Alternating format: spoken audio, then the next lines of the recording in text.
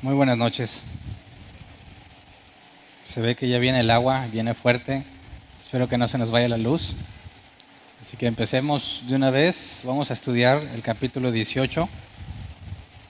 El nombre del tema es la caída de Babilonia. Y bueno, ya vimos la descripción de la gran ramera y vimos todo lo que se nos dice de ella y el periodo de tiempo en el que tuvo influencia, que es la primera mitad. Y hoy vamos a ver el juicio sobre la Gran Babilonia o sobre la Gran Ramera. Y esto es el cierre de la explicación de la ira de Dios sobre los moradores de la tierra. Este es el fin de toda la semana y lo único que restaría estudiar es la continuación a partir de la venida de Cristo, el reino milenial y lo que sigue en cuanto a la Nueva Jerusalén. Entonces vamos a leer el capítulo completo. Versión Reina Valera 1960, dice: después de esto vi a otro ángel descender del cielo con gran poder, y la tierra fue alumbrada con su gloria. Y clamó con voz potente, diciendo: ha caído la gran Babilonia, y se ha hecho habitación de demonios y guarida de todo espíritu inmundo, y albergue de toda ave inmunda y aborrecible. Porque todas las naciones han bebido del vino del furor de su fornicación, y los reyes de la tierra han fornicado con ella, y los mercaderes de la tierra se han enriquecido de la potencia de sus deleites. Y oí otra voz del cielo que decía: salid de ella, pueblo mío, para que no seáis partícipes de sus pecados, ni recibáis parte de sus plagas, porque sus pecados han llegado hasta el cielo, y Dios se ha acordado de sus maldades. Dadle a ella como ella os ha dado, y pagadle doble según sus obras. En el cáliz en que ella preparó bebida, preparadle a ella el doble. Cuanto ella se ha glorificado y ha vivido en deleites, tanto dadle de tormento y llanto, porque dice en su corazón: yo estoy sentada como reina, y no soy viuda, y no veré llanto. Por lo cual en un solo día vendrán sus plagas, muerte, llanto y hambre, y será quemada con fuego, porque poderoso es Dios el Señor que la juzga. Y los reyes de la tierra que han fornicado con ella y con ella han vivido en deleites, llorarán y harán lamentación sobre ella cuando vean el humo de su incendio, parándose lejos por el temor de su tormento, diciendo: ay, ay de la gran ciudad de Babilonia, la ciudad fuerte, porque en una hora vino tu juicio. Y los mercaderes de la tierra lloran y hacen lamentación sobre ella, porque ninguno compra más sus mercaderías. Mercadería de oro, de plata, de piedras preciosas, de perlas, de lino fino, de púrpura, de seda, de escarlata, de toda madera olorosa, de todo objeto de marfil, de todo objeto de madera preciosa, de cobre, de hierro y de mármol, y canela, especias aromáticas, incienso, mirra, olíbano, vino, aceite, flor de harina, trigo, bestias, ovejas, caballos y carros, y esclavos, almas de hombres.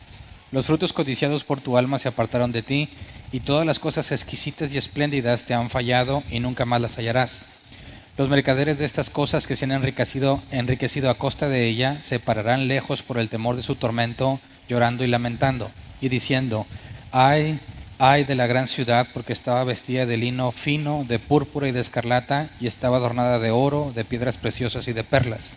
Porque en una hora han sido consumidas tantas riquezas, y todo piloto y todos los que viajan en naves, y marineros y todos los que trabajan en el mar se pararon lejos. Y viendo el humo de su incendio, dieron voces diciendo: ¿qué ciudad era semejante a esta gran ciudad? Y echaron polvo sobre sus cabezas, y dieron voces llorando y lamentando, diciendo: ay, ay de la gran ciudad, en la cual todos los que tenían naves en el mar se habían enriquecido de sus riquezas, pues en una hora ha sido destruida.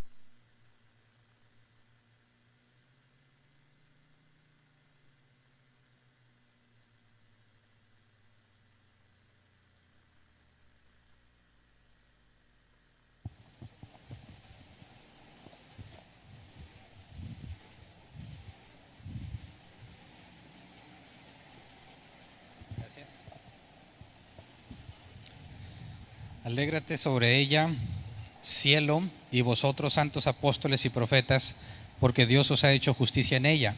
Y un ángel poderoso tomó una piedra, como una gran piedra de molino, y la arrojó en el mar, diciendo: con el mismo ímpetu será derribada Babilonia, la gran ciudad, y nunca más será hallada. Y voz de arpistas, de músicos, de flautistas y de trompeteros no se oirá más en ti, y ningún artífice de oficio alguno se hallará más en ti, ni ruido de molino se oirá más en ti. Luz de lámpara no alumbrará más en ti, ni voz de esposo y de esposa se oirá más en ti, porque tus mercaderes eran los grandes de la tierra, pues por tus hechicerías fueron engañadas todas las naciones. Y en ella se halló la sangre de los profetas y de los santos y de todos los que han sido muertos en la tierra. Ok, es una lamentación extensa, nos dice con mucho detalle las mercaderías que tenía, y analizando precisamente toda la descripción que se nos da, hay información en el Antiguo Testamento sobre esto mismo que estaba profetizado y la enorme semejanza que tiene con las profecías de Tiro y de Babilonia en tiempos de Jeremías. Entonces, analizando los primeros 3 pasajes, sobre todo más adelantito cuando nos dice salgan de ella pueblo mío, puede generar confusión porque pareciera que le está diciendo en el presente que en la 7ª trompeta, cuando ya se consumió toda la ira de Dios, pareciera que todavía está diciendo salgan de ella pueblo mío, como si hubiese pueblo de Dios en la tierra todavía y tuvieran pendiente salir. Pero como ya hemos analizado, el capítulo 17 y el 18 es un paréntesis donde se nos describe qué era, cómo era la gran ramera y cuál fue el juicio sobre ella. Pero el juicio se llevó a cabo en la 7ª copa, en la 7ª copa, y lo vamos a leer más adelante. Así que lo menciono porque estos pasajes a veces llevan a pensar que todavía hay pueblo de Dios, todavía hay santos de Dios en la tierra, y no son los 144,000, ¿verdad? Así que se vuelve complejo tratar de identificar quiénes son estos santos, porque claramente decía la Escritura que todo el que pusiera la marca de la bestia era aquel que no estaba en el libro de la vida. Así que es imposible que alguien que se puso la marca de la bestia todavía pueda experimentar salvación. Es imposible. Entonces, ¿quiénes son estos santos? Y sobre todo también hay un pasaje que dice, alégrense sobre ella, vosotros apóstoles, profetas y santos. Si se van a alegrar sobre ella, ¿dónde están? ¿Están en la tierra? ¿Están en el cielo? ¿O qué onda con ellos? Así que consideremos primero los primeros 3 versículos, porque cuando nos dice el versículo 1, después de esto vi otro ángel descender del cielo con gran poder y la tierra fue alumbrada con su gloria. Extrañamente algunos tratan de identificar a Cristo aquí, tratan de identificar a Jesús, pero nos dice que es otro ángel. Y aunque la tierra fue alumbrada con su gloria, no hay nada que lo identifique como Jesús. De hecho, en el capítulo 19 vemos a Jesús descender a la tierra, así que sería imposible que en este momento descienda Jesús, porque todavía no desciende, sino hasta el capítulo que sigue. Entonces, este es simplemente un ángel, ¿verdad? Que su gloria o el resplandor, como cuando nos dice la Escritura que Pedro, Juan y Andrés vieron a Jesús en gloria. Vemos como Juan describe al principio de Apocalipsis a este varón que es Jesús, que se le aparece, por así decir, en gloria, con características más allá de lo material, ¿verdad? Resplandor y rostro de sol. Vemos que este ángel cuando desciende tiene semejante brillo que ilumina la tierra, llena la tierra o alumbra la tierra con su gloria. Pero esto simplemente podría representar, ya que es un ángel, pudiese ser una señal del rango que tiene, ya que la Biblia nos enseña que hay jerarquías entre los ángeles y también entre los demonios, ¿verdad? Así que si la tierra es alumbrada con la gloria de este ángel, muy seguramente es porque es un ángel de jerarquía muy alta. Ahora, este ángel clama diciendo, ha caído la gran Babilonia, ¿verdad? Y eso podría parecerse al ángel que había predicado después del primer ángel que anunciaba el evangelio en la primera mitad de la última semana, y anunciaba que Babilonia caería, ¿verdad? Y hablaba como si ya hubiese caído. Quizás sea este mismo ángel, no podemos saberlo con certeza, pero si vamos a Apocalipsis 16, 17 y 19, veremos que el juicio sobre Babilonia se efectuó en la 7ª copa. Dice, El séptimo ángel derramó su copa por el aire y salió una gran voz del templo, del cielo, del trono, diciendo: hecho está. Entonces hubo relámpagos y voces y truenos y un gran temblor de tierra, un terremoto tan grande cual no lo hubo jamás desde que los hombres han estado sobre la tierra. Y la gran ciudad fue dividida en 3 partes, y las ciudades de las naciones cayeron, y la gran Babilonia vino en memoria delante de Dios para darle el cáliz del vino del ardor de su ira. Así que en la séptima copa, cuando la ciudad, la gran ciudad, se parte en 3, ese fue el juicio contra Babilonia. Y el capítulo 17 y 18 nos describen a detalle qué fue lo que pasó. Así que en el capítulo 18, cuando dice ha caído la gran Babilonia, nos sitúa en ese momento del tiempo, en la séptima copa, ¿ok? Y cuando dice se ha hecho habitación de demonios y guarida de todo espíritu inmundo y albergue de toda ave inmunda y aborrecible, pues es una referencia a la desolación. Recuerden que Jesús dijo que cuando el espíritu inmundo sale del hombre, anda por lugares desérticos, ¿verdad? En aquel contexto, el desierto era el lugar de fieras, de aves inmundas, háblese de aves carroñeras, y habitación de demonios. Entonces, si Babilonia va a ser hecha morada de demonios y de animales aborrecibles, es una referencia a la desolación que va a experimentar. Aún no nos describe todas las riquezas que tienen, pero se nos está adelantando que va a quedar totalmente desolada. Esta gran ciudad es idólatra y muy próspera. Y la prosperidad para ellos viene a ser un problema, porque vamos a leer un poco más adelante cómo ellos están confiando en todas las cosas que tienen y no se dan cuenta de su verdadera condición. Versículo 4 y 5 en Apocalipsis 18 dice: y oí otra voz del cielo que decía: salid de ella, pueblo mío, para que no seáis partícipes de sus pecados, ni recibáis parte de sus plagas, porque sus pecados han llegado hasta el cielo, y Dios se ha acordado de sus maldades. Esto se parece a lo que se dijo de Sodoma y Gomorra, ¿verdad? Que su pecado había llegado hasta el cielo.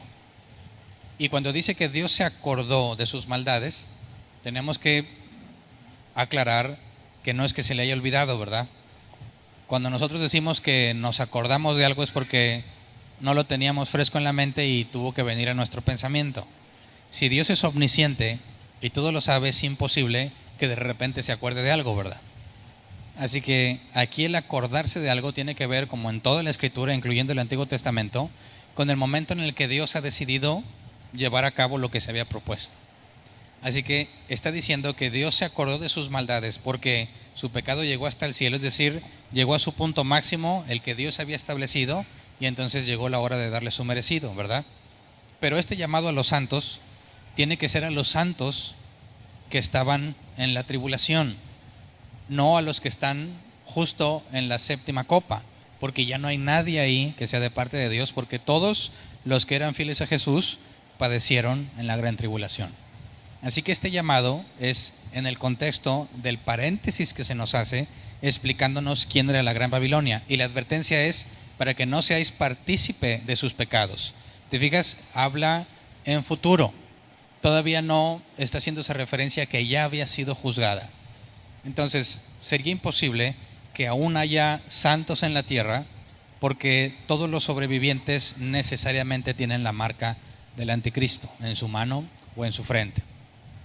Así que esta advertencia tiene que ver con los santos en el periodo en el que estaban bajo su control y en el periodo donde todavía era posible escapar de la ira, en este caso por medio de la muerte, ¿verdad?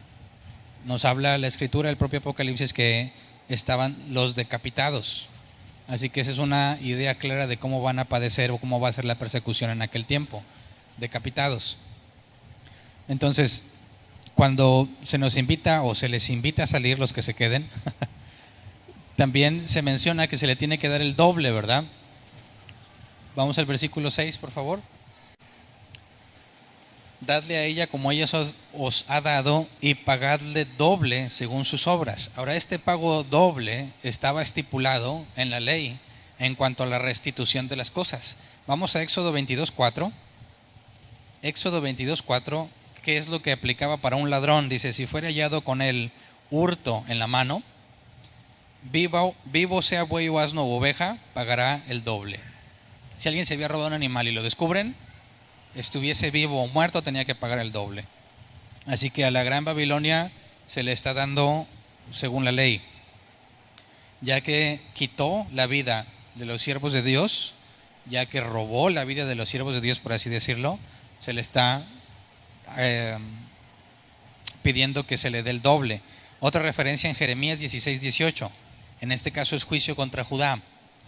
Jeremías 16:18 dice: pero primero pagaré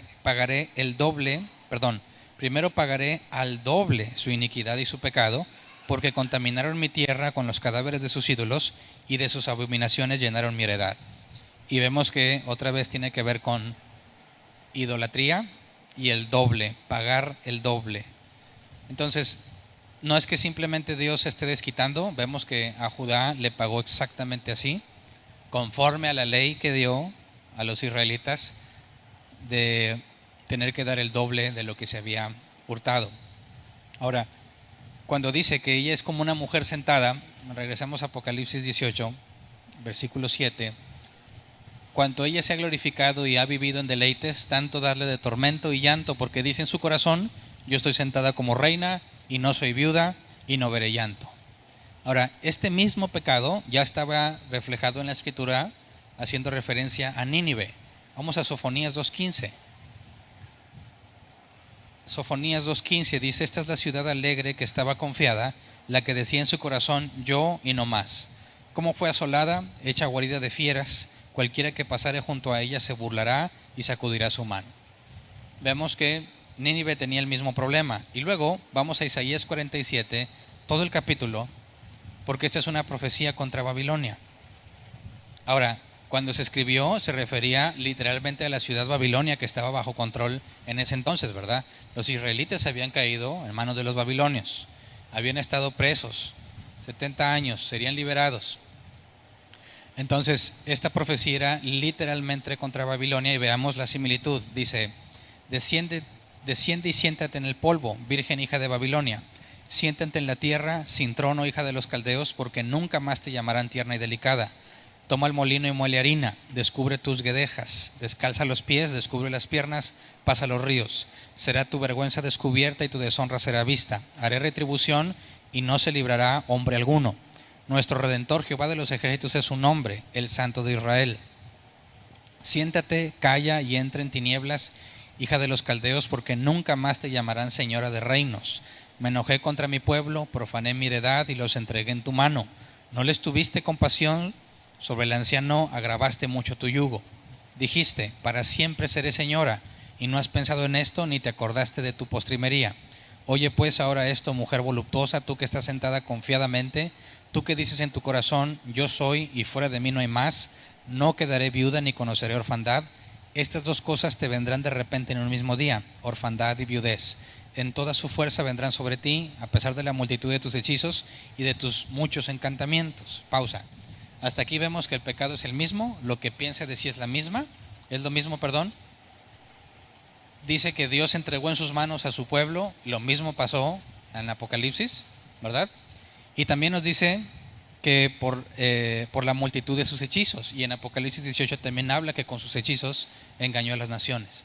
Así que hay una correspondencia directa entre esta Babilonia y la que estamos viendo en Apocalipsis. Sigamos leyendo, dice: porque te confiaste en tu maldad diciendo: nadie me ve. Tu sabiduría y tu misma ciencia te engañaron, y dijiste en tu corazón: yo y nadie más. Vendrá pues sobre ti mal, cuyo nacimiento no sabrás.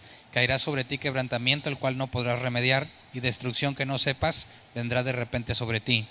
Estate ahora en tus encantamientos y en la multitud de tus hechizos, en los cuales te fatigaste desde tu juventud. Quizás podrás mejorarte, quizás te fortalecerás. Te has fatigado en tus muchos consejos. Comparezcan ahora y te defiendan los contempladores de los cielos, los que observan las estrellas, los que cuentan los meses para pronosticar lo que vendrá sobre ti. He aquí que serán como tamo, fuego los quemará, no salvarán sus vidas del poder de la llama, no quedará brasa para calentarse ni lumbre a la cual se sienten. Así te serán aquellos con quien te fatigaste, los que traficaron contigo desde tu juventud, cada uno irá por su camino, no habrá quien te salve. Así que estaba profetizado su destrucción de la ciudad y de los moradores de la ciudad, ¿verdad? Ahora sabemos que aunque era una ciudad literal en aquel entonces, no se cumplió al pie de la letra lo que estaba profetizado.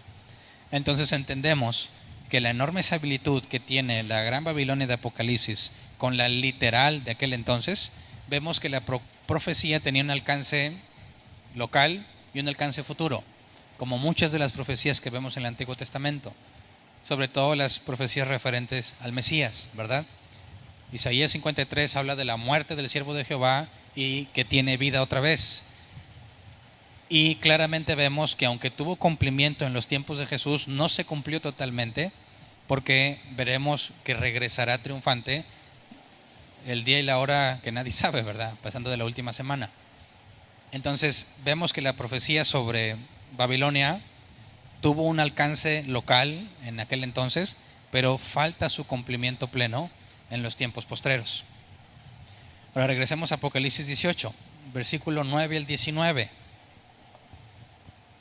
9 al 19 dice: y los reyes de la tierra que han fornicado con ella y con ella han vivido en deleites, llorarán y harán lamentación sobre ella, cuando vean el humo de su incendio, parándose lejos por el temor de su tormento, diciendo: ay, ay de la gran ciudad de Babilonia, la ciudad fuerte, porque en una hora vino tu juicio.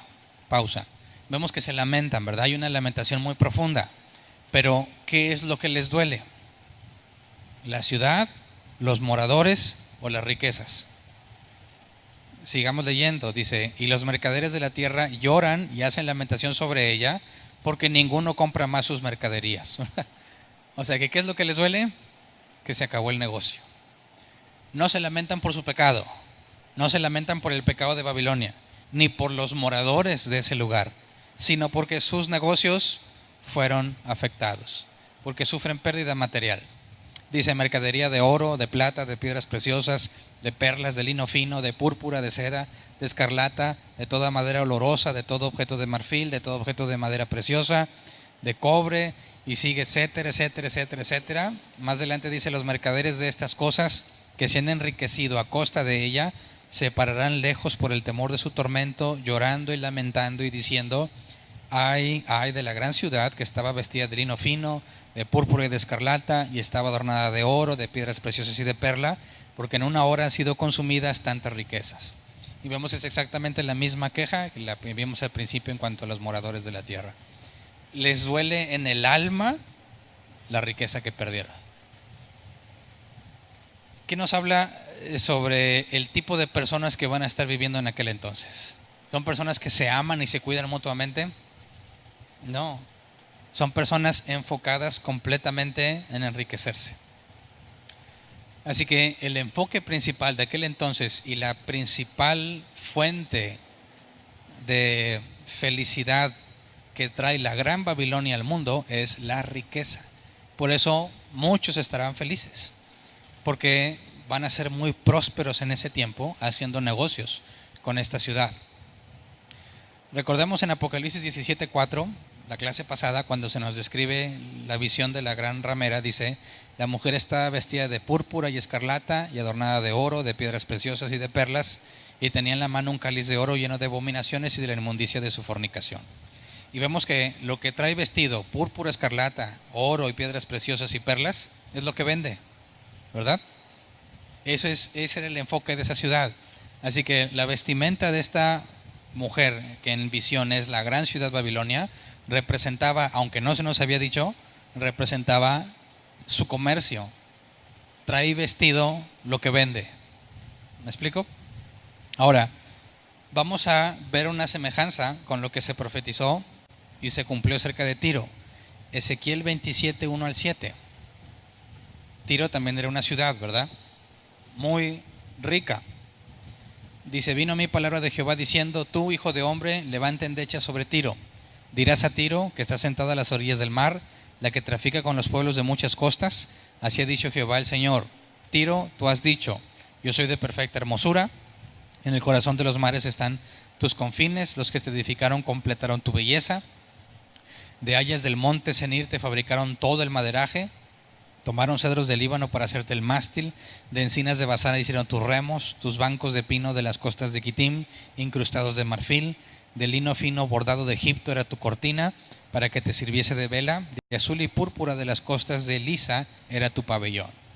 En pocas palabras dirían: esta era una ciudad de excelencia, ¿verdad? Ahora, eso es un término muy usado entre algunos círculos, entre comillas, cristianos, que asumen o pretenden que lo que Dios quiere es que todo se haga con excelencia. Y si van a construir un lugar donde se van a reunir, lo quieren con excelencia, ¿verdad? Tiene que tener lo mejor. Si van a traer un podio, pues con excelencia, porque es para Dios, entonces que sea de lo mejor. Y si el pastor pasa trajeado arriba, pues tiene que ser de los mejores trajes, porque tiene que ser excelencia, porque es para el Señor. Bueno, esta ciudad es de excelencia. La Gran Babilonia es de excelencia. Y piensan que esa excelencia es sinónimo de estar bien. Ahora, vamos en ese mismo capítulo, versículo 27 al 36. Sigue hablando Dios, ¿verdad? A Tiro: tus riquezas, tus mercaderías, tu tráfico, tus remeros, tus pilotos, tus calafateadores y los agentes de tus negocios y todos tus hombres de guerra que hay en ti, con toda tu compañía que en medio de ti se halla, caerán en medio de los mares el día de tu caída. Al estrépito de las voces de tus marineros temblarán las costas.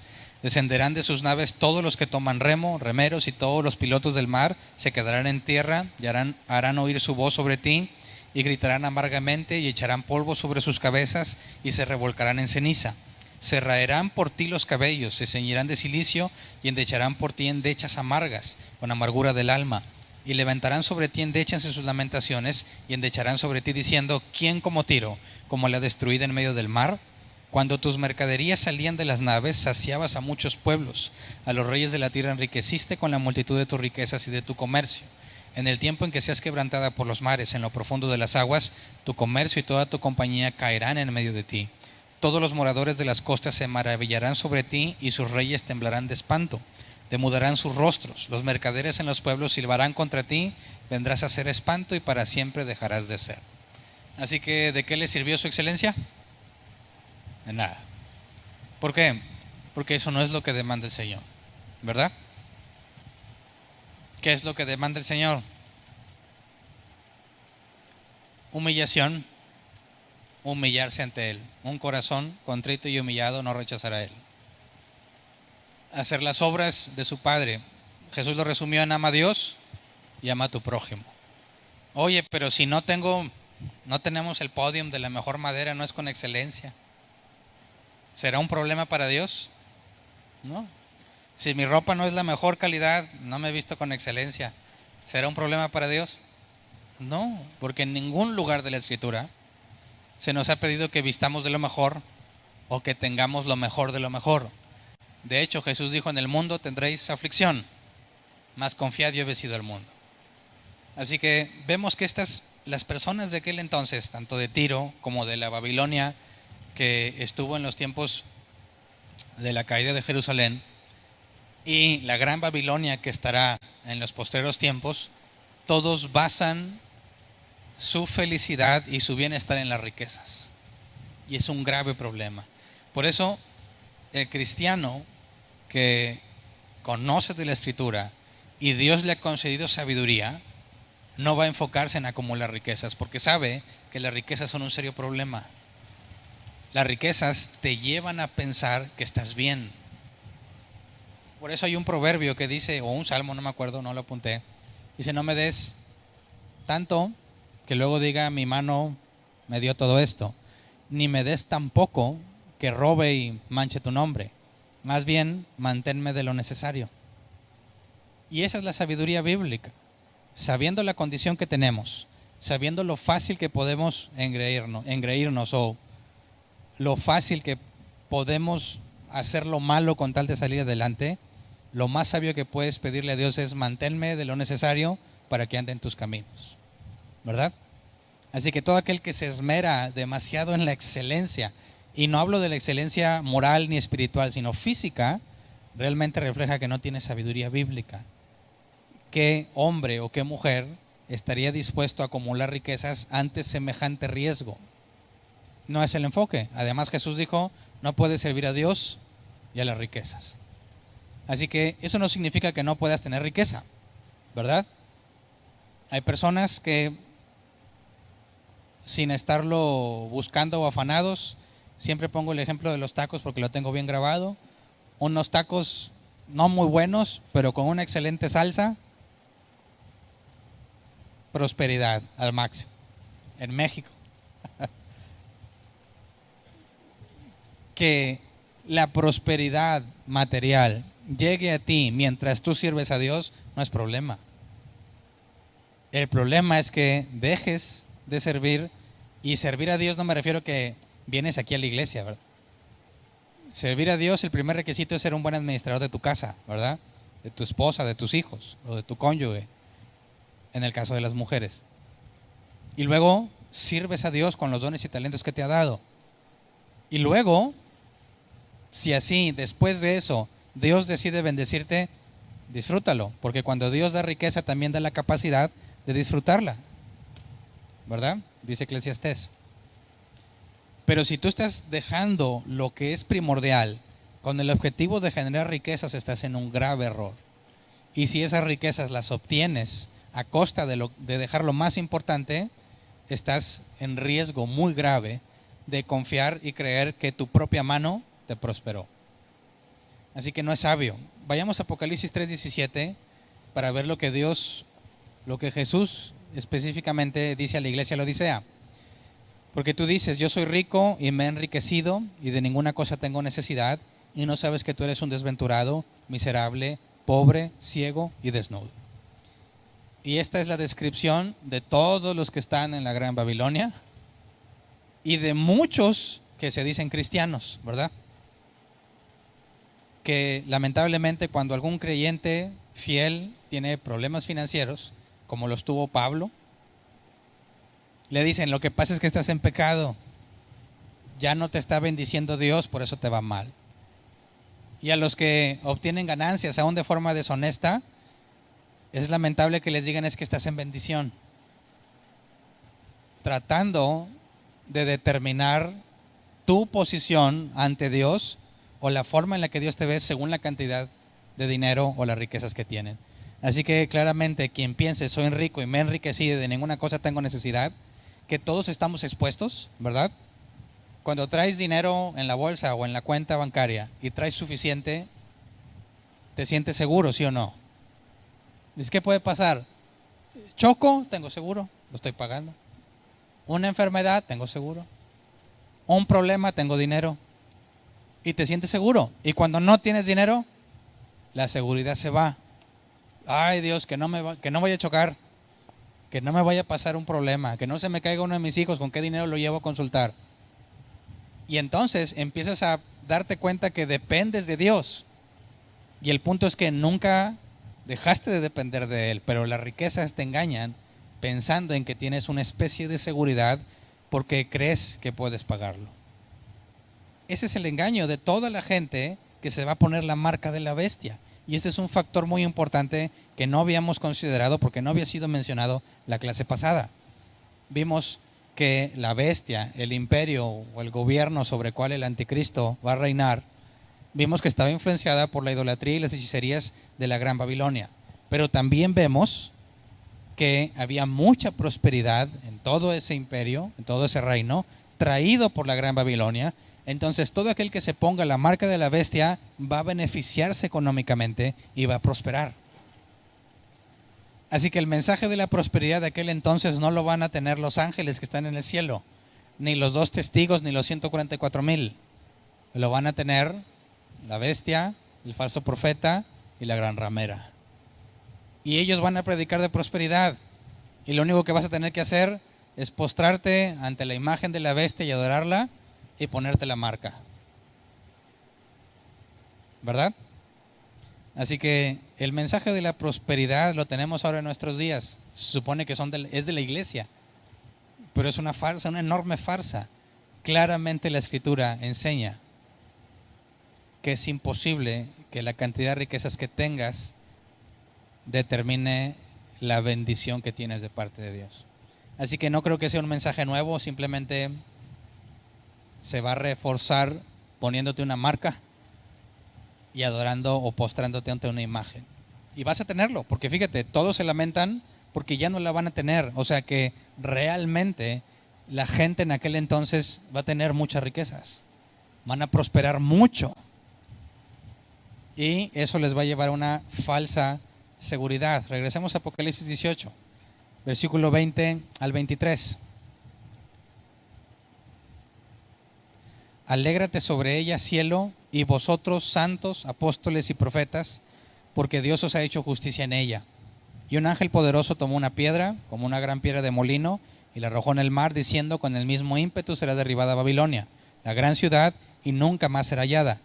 Y voz de arpistas, de músicos, de flautistas y de trompeteros no se oirá más en ti, y ningún artífice de oficio alguno se oirá más en ti, ni ruido de molino se oirá más en ti.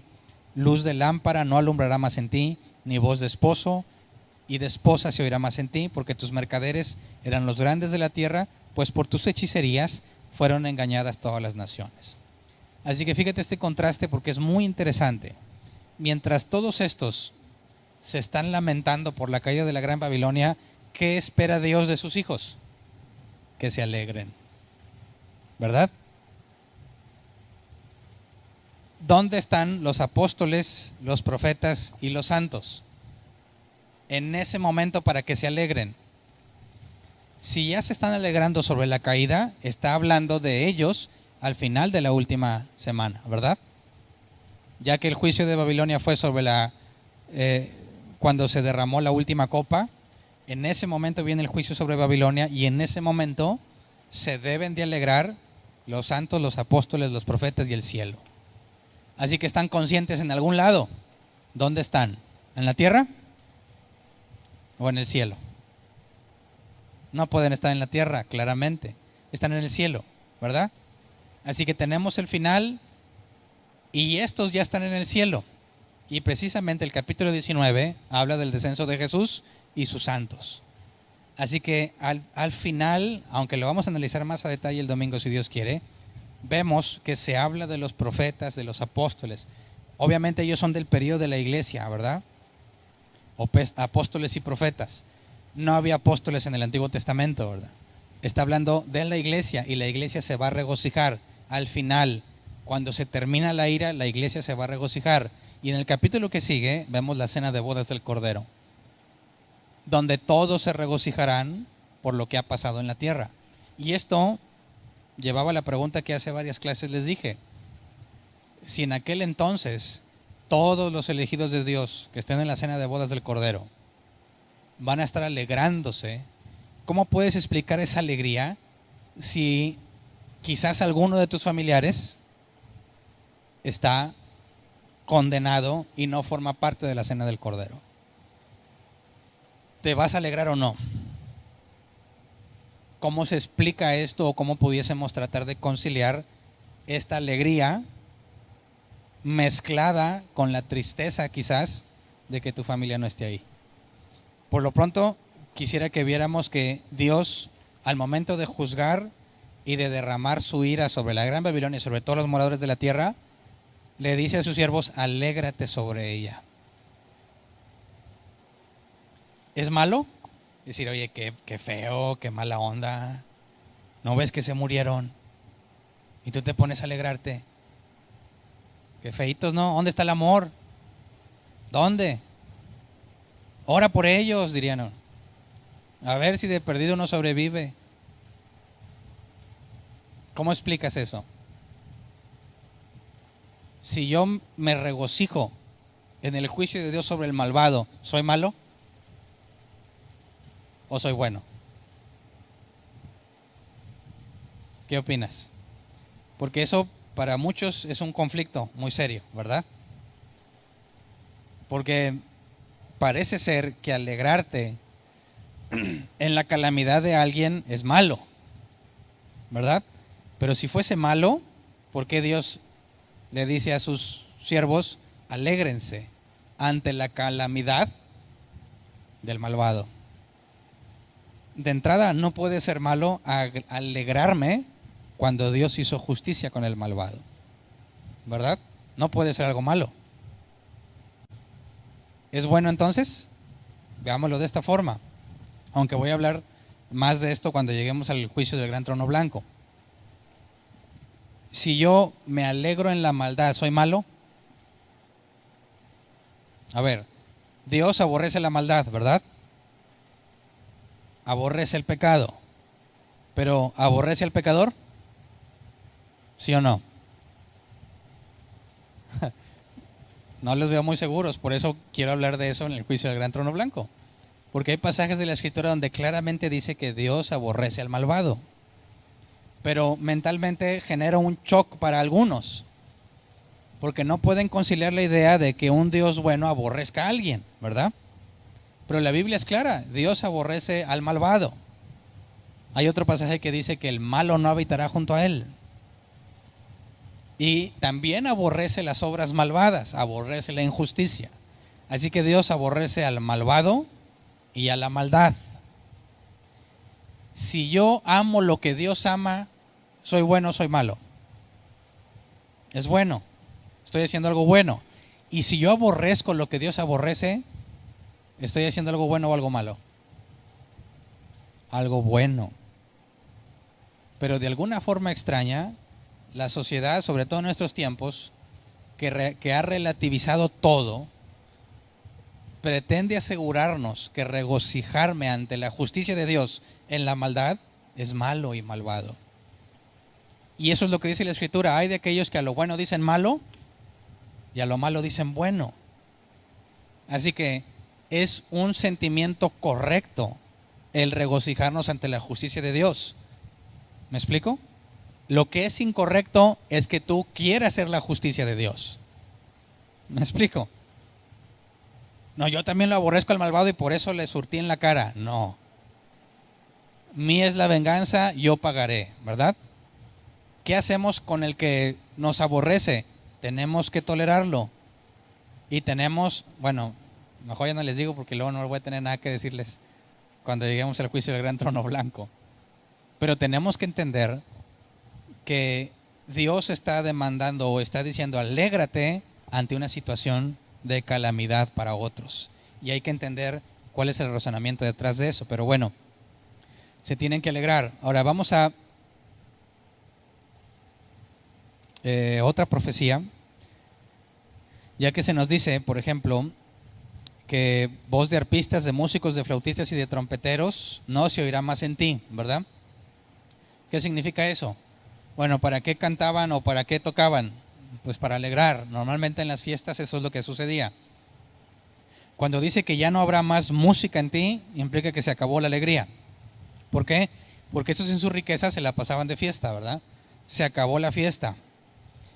Luego dice, ningún artífice de oficio alguno se hallará más en ti, ni ruido de molino se oirá más en ti. ¿Qué implica eso? No hay industria ni trabajo. Se acabaron los negocios también. Luz de lámpara no alumbrará en ti, ni voz de esposo y de esposa se oirá más en ti. ¿Qué significa eso? No hay luz de lámpara. En las noches va a estar todo apagado. ¿Por qué no hay lámparas? Porque ya no hay nadie ahí. Va a quedar completamente desolada. No va a haber familias. La base de una sociedad y de una ciudad está en la familia, ¿verdad? Que tienes a puros hombres solteros, ¿qué tanto va a durar esa ciudad? No va a durar, ¿verdad? ¿Cómo se van a reproducir? No se puede. Si tienes puras mujeres, tampoco va a durar. ¿Qué necesitas? Esposos y esposas. Por eso el gobierno apoya el matrimonio, aunque para nosotros es una institución dada por Dios. El gobierno apoya el matrimonio porque es el futuro de nuestra sociedad. Si no hay matrimonios de hombres y mujeres, no va a haber sociedad, ¿verdad? Es la única razón por la cual el gobierno se mete en los matrimonios. Y por eso no tiene sentido hablar de matrimonios entre personas del mismo sexo. Porque si el gobierno se pone a legislar ese tipo de cosas, está en contra de buscar el bienestar de la sociedad. Pero bueno, ese es otro tema también. Veamos que cuando nos dice específicamente de que ni voz de esposo ni de esposa se oirá más en ti, ya habíamos visto este tipo de castigo en una profecía. Vamos a Jeremías 51, 47-49, es profecía sobre Babilonia también. Jeremías 51, 47-49 dice, por tanto, aquí vienen días en que yo destruiré los sitios de Babilonia y toda su tierra será avergonzada y todos sus muertos caerán en medio de ella. Los cielos y la tierra y todo lo que está en ellos cantarán de gozo sobre Babilonia, porque del norte vendrán contra ella destruidores, dice Jehová. Por los muertos de Israel caerá Babilonia, como por la Babilonia cayeron los muertos de toda la tierra. Otra profecía que embona y armoniza perfectamente con lo que sucede en Apocalipsis. Ahora, cuando nos dice ahí en Apocalipsis, regresando a Apocalipsis 18, cuando dice, y un ángel poderoso tomó una piedra, como una gran piedra de molino, y la arrojó en el mar, diciendo, con el mismo ímpetu será derribada Babilonia, la gran ciudad, y nunca más será hallada. Mucho tiempo yo me preguntaba por qué, por qué esa forma de ejemplificarlo. Pero si leemos el mismo Jeremías 51, versículos 61 al 64, vemos que está exactamente la misma señal que la que vemos en Apocalipsis. Dice, y dijo Jeremías a Seraías, cuando llegues a Babilonia y veas y leas todas estas cosas, dirás, oh Jehová, tú has dicho contra este lugar que lo habías de destruir, hasta no quedar en él morador, ni hombre ni animal, sino que para siempre ha de ser asolado. Y cuando acabes de leer este libro, le atarás una piedra y lo echarás en medio del Éufrates, y dirás, así hundirá Babilonia y no se levantará del mal que yo traigo sobre ella, y serán rendidos. Hasta aquí son las palabras de Jeremías. Y te fijas, es la misma señal, tomar una piedra, arrojarla, en este caso al mar de Apocalipsis, en este caso del Éufrates, en el caso de Jeremías, pero era una señal de que así sería con Babilonia. Y esta es la prueba, esta misma señal y esta profecía es la prueba de que aunque la Babilonia de aquel entonces fue destruida, no se cumplió todo lo que estaba profetizado. La prueba es que esta profecía habla de que no se volvería a levantar, y en Apocalipsis nos habla otra vez de Babilonia. Así que esta profecía tiene cumplimiento al fin de los tiempos. Así que es directo, no habrá más alegría, no habrá más industria ni comercio, no habrá más gente que habite esa tierra, quedará desolada para siempre. Entonces, ¿te parece que Dios en cierta forma, está castigando muy duramente a los que no son su pueblo y que no necesariamente trató tan mal a los de su pueblo? Algunos ateos se quejan de que Dios ha mostrado cierto favoritismo y se desquita, se ensaña con algunos y a otros no los trata igual aunque cometen el mismo error. Pero veamos este castigo para Judá en Jeremías 7:34. Jeremías 7:34 dice, y haré cesar de las ciudades de Judá y de las calles de Jerusalén la voz de gozo y la voz de alegría, la voz del esposo y la voz de la esposa, porque la tierra será desolada. Así que el mismo criterio y el mismo tipo de juicio está aplicado sobre Judá. Jeremías 16:9 dice, porque así ha dicho Jehová de los ejércitos, Dios de Israel, he aquí que yo haré cesar en este lugar, delante de vuestros ojos y en vuestros días, toda voz de gozo y toda voz de alegría y toda voz de esposa y toda voz de esposa, aplicada también a su pueblo. Así que vemos que la justicia de Dios es imparcial y se le aplicó en su momento a su pueblo que estaba en pecado y se le aplicará a la gran Babilonia. Por último, el versículo 24 en Apocalipsis 18 dice, y en ella se halló la sangre de los profetas y de los santos y de todos los que han sido muertos en la tierra. Ahora, aquí hay dos formas posibles de ver este pasaje. Cuando dice todos los que han sido muertos en la tierra, ¿se refiere a todos desde Abel? ¿O a todos los que murieron en la tierra durante el periodo que estuvo la gran Babilonia operando, que fueron 3 años y medio? ¿Todos o solo los que vivieron durante la gran tribulación y por causa de Jesucristo y su testimonio murieron? Ahora, la lectura y la interpretación más simple en el contexto de la gran Babilonia es en su periodo de tiempo, ¿verdad? Todos los que murieron en la tierra, obviamente solo en ese periodo de tiempo. Pero si quisieras considerarlo en un aspecto simbólico, ya que la gran Babilonia es la madre de todas las rameras, dicen algunos, quizás ella representa a todas las que ha habido, todos los sistemas y esquemas de gobierno o de control que han matado a las personas. Y ahí pues no aplica Abel, ¿verdad? Pero pudiese aplicarse a los mártires que murieron por tribulación de la iglesia. Pero te tienes que ir a un simbolismo, ¿verdad? La interpretación literal y clara relativo a su contexto es que son los que murieron en ese periodo de tiempo nada más. Y bueno, esta gran ramera, la gran Babilonia, son la misma, ¿verdad? No son dos personas o dos cosas diferentes. La gran ramera claramente se nos decía en Apocalipsis 17:18, y la mujer que has visto es la gran ciudad que reina sobre los reyes de la tierra. Así que está hablando de lo mismo. Capítulo 17 y 18 hablan de la misma ciudad, ¿verdad? Y es una ciudad, no una religión. Que haya habido una religión en ese entonces que te lleva a la idolatría o que practicaba la idolatría es una cosa, pero claramente se especifica que es una ciudad. Y bueno, dado que después de esto sigue el capítulo 19 y se habla de la novia de Cristo, vemos que hay un enorme contraste entre la gran ramera y la novia de Cristo, ¿verdad? La gran ramera es idólatra y se ha enriquecido. Piensa que no tiene necesidad de nada. La novia del Cordero, que es la iglesia, ¿cómo la describe? La Biblia dice que Jesús se prepara a sí mismo una iglesia sin mancha y sin arruga, para presentársela como una iglesia gloriosa. ¿Enriquecida? ¿La iglesia de Cristo ha sido rica en los periodos de la historia? No. Es como Pablo, tiempos de abundancia y tiempos de escasez. Todo lo puedo en Cristo que me fortalece. Y ese todo es la abundancia y la escasez, ¿verdad? No todo lo que tú quieras. Como ponen en Facebook, ¿verdad? Mañana voy a mi caminata no sé qué, pero todo lo puedo en Cristo. Nada que ver. Voy a mi examen, pero todo lo puedo en Cristo. Nada que ver. Lo están sacando de contexto completamente, ¿verdad? Así que el punto, antes de pasar, Juan, antes de escribir sobre la novia de Cristo, nos deja la imagen de lo opuesto a la novia de Cristo. ¿Cómo son las personas que no fueron elegidos por Dios en contraste de aquellos que fueron elegidos por Dios? La única diferencia es la elección, porque la santidad y la gloria que va a recibir la iglesia no se la merece. No fue por sus obras, fue regalada. ¿Me explico?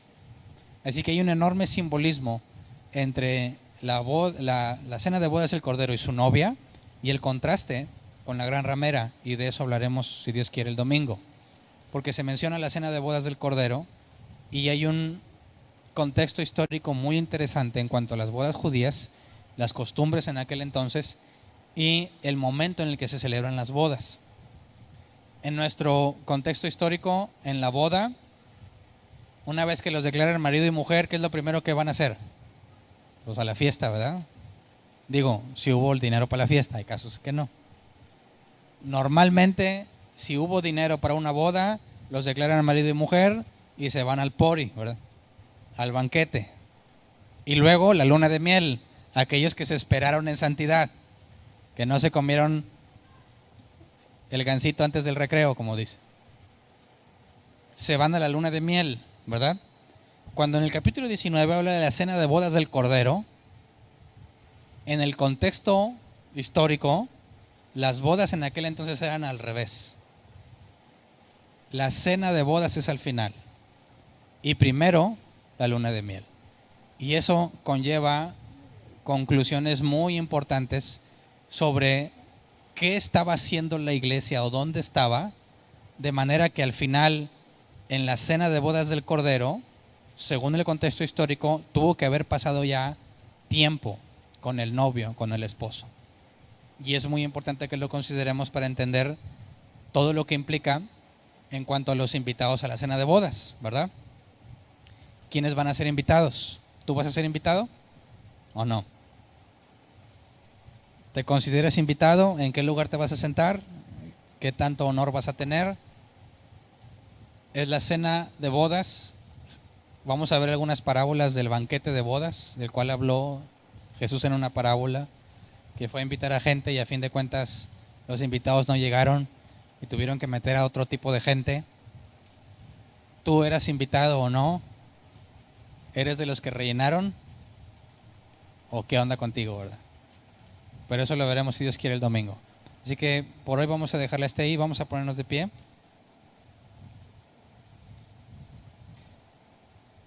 Ya casi nos acabamos Apocalipsis.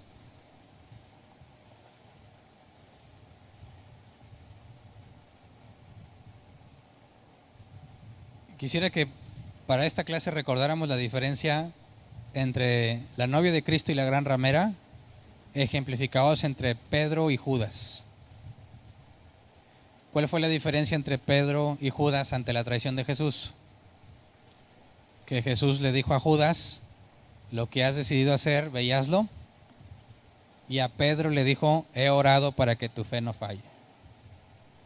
Esa es la diferencia, porque los dos traicionaron a Jesús, ¿verdad? La diferencia entre la gran ramera y la novia de Cristo, la diferencia es Cristo.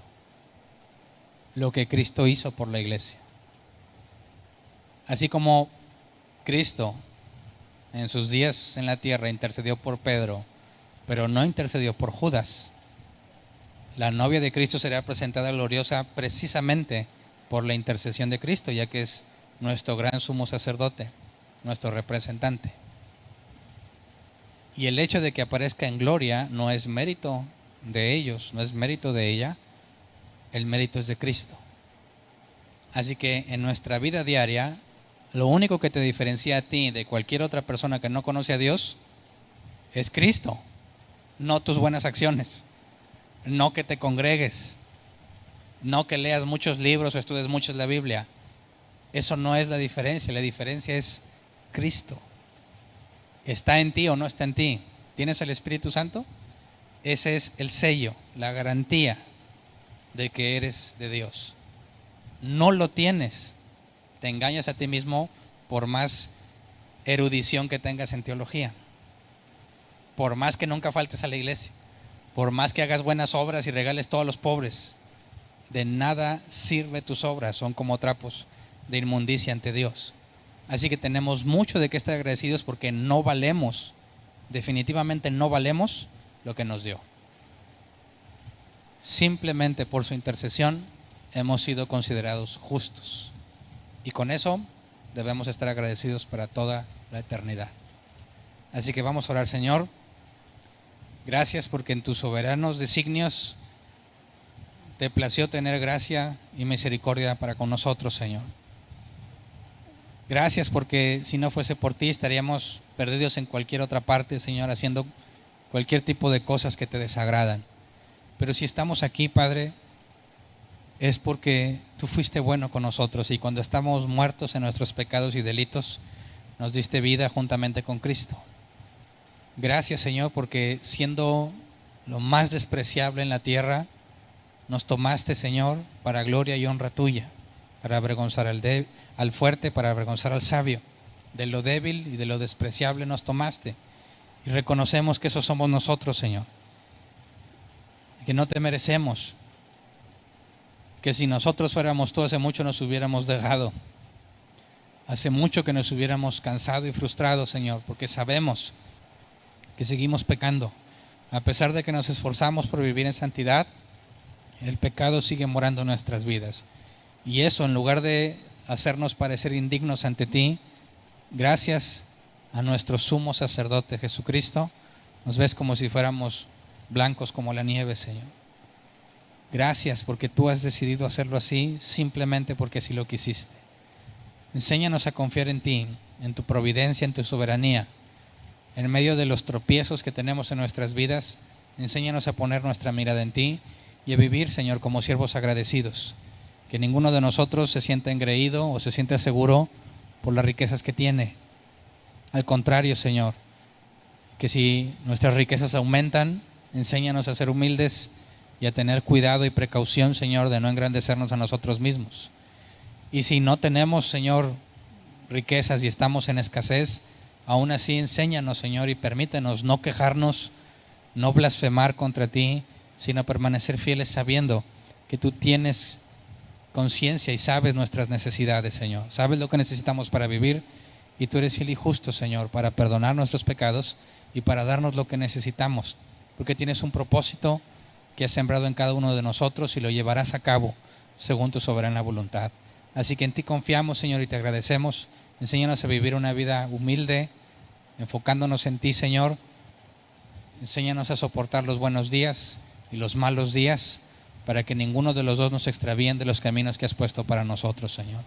De antemano te damos gracias porque sabemos que eres fiel, y que cuando nosotros somos infieles, tú sigues siendo fiel porque no puedes negarte a ti mismo.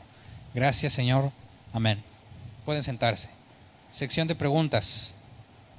Si tienes una pregunta, levanta tu mano y te llevan el micrófono. No más que es uno, porque yo tengo el otro, ¿verdad? ¿Alguien tiene una pregunta? Levante su mano. ¿No? Allá. Buenas noches. Buenas noches. Yo recuerdo que en muchas ocasiones se nos mencionaba de que Cristo o que Dios amaba al pecador, pero aborrecía el pecado, argumentando que en la Biblia se menciona que siendo aún pecadores, Cristo murió por nosotros. Y que Dios no quiere que nadie perezca, sino que todos procedan al arrepentimiento. Sí. Entonces, ¿cómo puedo argumentar que de verdad aborrece al pecador? ¿O hay momentos cuando se aparta ya no lo aborrece? No. Mira, habría que definir qué es el amor de Dios para empezar, ¿no? Porque cuando hablamos de que si Dios ama a alguien, nosotros podemos imaginar que se refiere a un sentimiento quizás parecido a lo que nosotros entendemos amor. Pero encontramos en la Escritura 3 formas en las que Dios ama. Número 1, y esos son nombres teológicos, se le llama el amor de benevolencia, que es lo que implica que Dios tenga una buena voluntad para todos los hombres. Y es el pasaje que dice: yo no deseo la muerte del impío, ¿verdad?, sino que se arrepienta de sus malas obras. Así que Dios no tiene una mala voluntad para con nadie. Es una especie de amor. Dios tiene buena voluntad para con todos, desea lo bueno para todos. Luego es el amor de beneficencia, que le hace bien a todos. Y la Escritura dice que Dios hace salir el sol para buenos y malos y hace llover sobre justos e injustos. Así que Dios beneficia a todo el género humano cuando sostiene al mundo. Lo que llamamos la providencia de Dios. Hace que todo siga funcionando y aún le sigue dando aliento de vida al impío, ¿verdad? Pero hay otro tipo de amor que encontramos en la última cena. En el Evangelio de Juan, Jesús les dice, o Lucas, dice a sus discípulos: ya no los llamaré siervos, sino amigos. Y la palabra amigos en griego es philos, y significa, o se traduce como amado muy de cerca, amado entrañablemente o amado por una relación cercana. Y eso es solo para sus elegidos. Entonces, el amor ágape es el de beneficencia y el de benevolencia, el que a pesar de que sea enemigo busco hacerle el bien. Pero el amor philos, un amor de cercanía, de intimidad, solamente para con sus hijos. Ahora, ¿cómo es que Dios ama al pecador?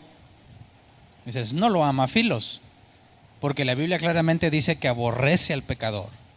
Es decir, en el amor de complacencia, de que se complace en tenerlo cerca, lo aborrece completamente. Le muestra amor ágape, porque Jesús nos dijo que amáramos a nuestros enemigos, así como su Padre que está en el cielo hace llover sobre buenos y malos y hace que salga el sol sobre buenos y malos también. Entonces vemos que lo que la Biblia nos pide es que el ágape que Dios tuvo para con nosotros cuando éramos enemigos, que a pesar de que lo justo es que nos esfumara, nos calcinara en el instante, te tuvo mucha paciencia y tolerancia. Pero eso no significa que te ha perdonado, porque la Biblia también dice que el malvado acumula ira para el día del juicio. Así que Dios tolera en ágape a todo malvado, pero solamente ama de philos a sus hijos. Entonces, cuando alguien dice Dios ama al pecador, tendrías que decirle: no puede ser. ¿De cuál amor me hablas? ¿Verdad? Del que implica no una emoción, sino una decisión: tolerar, el amor ágape, el que tiene que haber entre esposo y esposa principalmente, el que tiene que haber en la iglesia, el amor ágape, el que se nos pidió a los enemigos, pero no tiene nada que ver con el amor que tiene para con sus elegidos. ¿Me explico? Así es como se concilian los pasajes donde habla de benignidad y el amor. ¿Alguien más tiene una pregunta? ¿No?